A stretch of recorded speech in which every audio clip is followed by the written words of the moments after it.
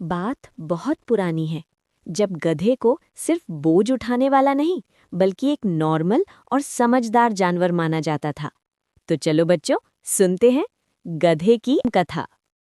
बात बहुत पुरानी है। एक गांव में एक गधा अपनी माँ के साथ रहता था। वो बहुत आलसी था और काम से बचने के नए नए तरीके सोचता रहता था। माँ प्यार से बोली, बेटा, ये कॉटन की बोरी ले जाओ और शहर में छोड़ आओ। गधा मन ही मन बोला, अरे बाप रे, फिर बोझ उठाना पड़ेगा।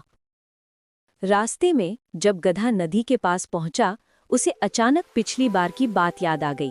पिछली बार जब मैं नमक की बोरी ले गया था तो नदी में भिगो दी थी और बोझ हल्का हो गया था। इस बार भी वही ट्रिक यूज करता हूँ। गधा धीरे से नदी में उतर गया, पर जैसे ही कॉटन पानी में भीगा, अरे रे रे, कॉटन ने सारा पानी सोख लिया और बोरी और भी भारी हो गई। गधा घबरा गया। अरे बाप रे, ये तो उल्टा हो गया, अब तो पहले से भी ज्यादा बोझ हो गया। भारी बोरी उठाए उठाए गधा बहुत थक गया और एक पेड़ के नीचे बैठकर धीरे से सो गया। थोड़ी देर बाद जब उसकी आंख खुली तो उसके सामने खड़ा था एक खतरनाक शेर। शेर बोला, hi donkey, you will be my dinner tonight. Ha ha हा। प्लीज मुझे जाने दो, मेरी माँ मेरा इंतजार कर रही होगी। शेर बोला, अच्छा, जाने दूंगा, पर पहले मेरी गुफा के लिए ये सारे पत्थर लेकर जाओ। शेर ने गधे की पीठ पर बहुत सारे पत्थर रख दिए। अब गधा कॉटन और पत्थर दोनों का बोझ लेकर चलने लगा। थोड़ी दूर जाकर फिर उसे नींद आ गई और जब आंख खुली तो सामने था एक भालू।